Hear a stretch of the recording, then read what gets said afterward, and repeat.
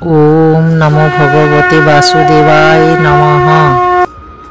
समस्त भगवत प्रेमी भाई और भौणी मानू मोर राधे राधे।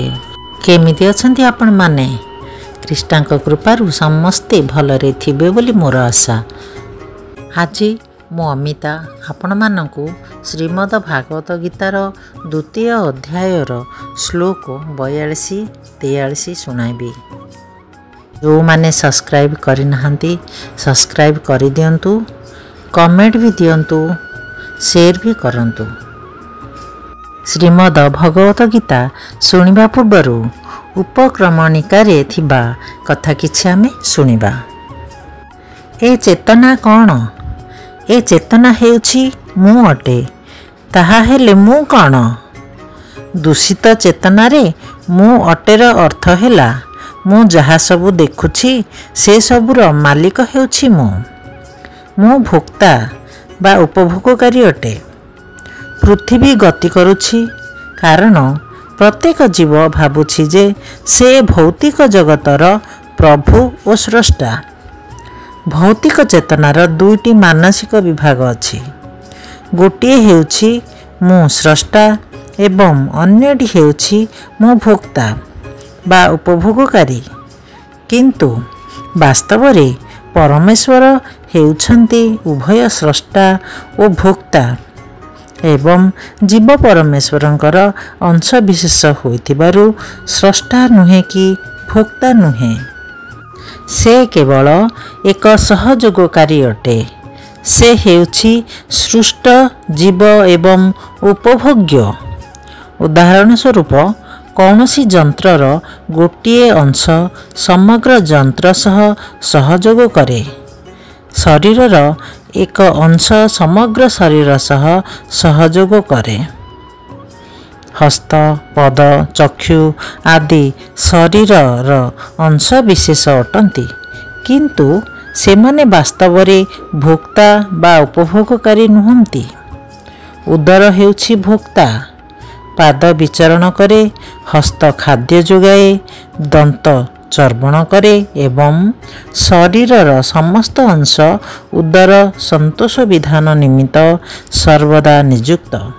कारण उदर हेउछि प्रधान अंग जे कि शारीरिक व्यवस्थार पुष्टि साधन करे। तेणु सबु ही उदर को दिया जाए। राधे राधे दोस्तों। एबे आमे भगवत गीतार द्वितीय अध्यायर श्लोक 42-43 सुनिबा। श्लोक 42।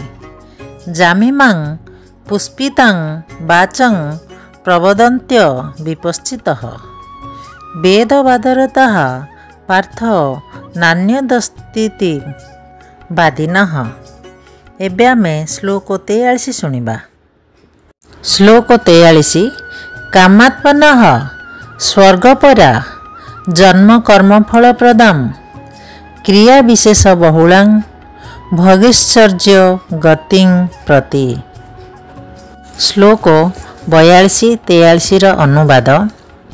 वेदर अति मधुर कथा गुड़िक सकाम कर्मीगण को स्वर्ग प्राप्ति निमित्त, भल जन्मलाभ करने निमित्त एवं क्षमता आदि लाभ करने निमित्त प्रलोभन देखाए।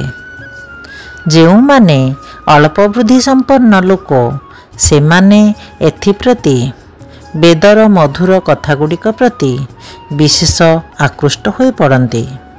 इंद्रिय सुख और ऐश्वर्यपूर्ण जीवन जापन कामनार वशवर्ती होई से माने कहती जे दुनिया रे एहा छड़ा आउ अधिक किछि नाही।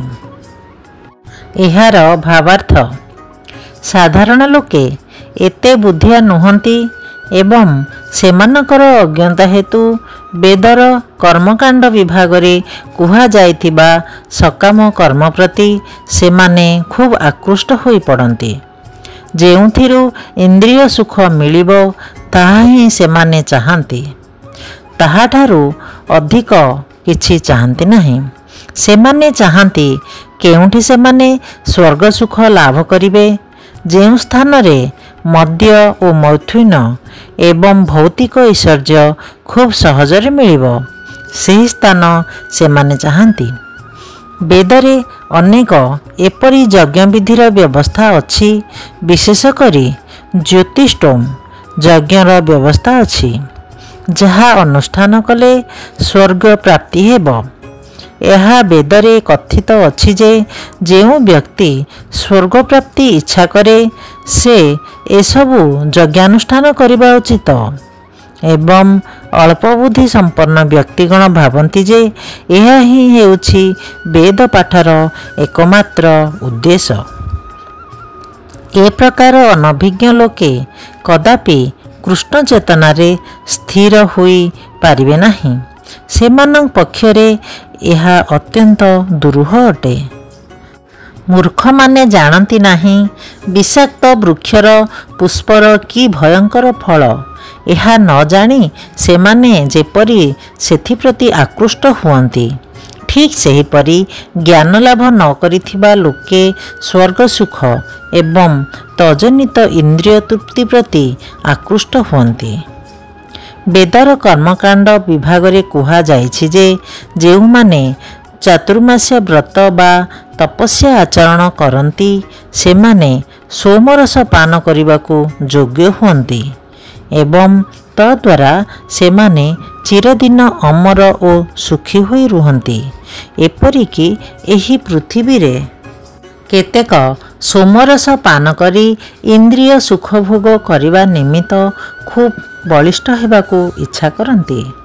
ଭୌତିକ ବନ୍ଧନରୁ ମୁକ୍ତ ହେବାର ବିଶ୍ୱାସ ସେମାନଙ୍କର ନଥାଏ ଏବଂ ସେମାନେ ଖୁବ୍ ଆଡ଼ମ୍ବର ସହକାରେ ବୈଦିକ ଯଜ୍ଞାନୁଷ୍ଠାନ କରିବାରେ ବ୍ୟସ୍ତ ଥାନ୍ତି।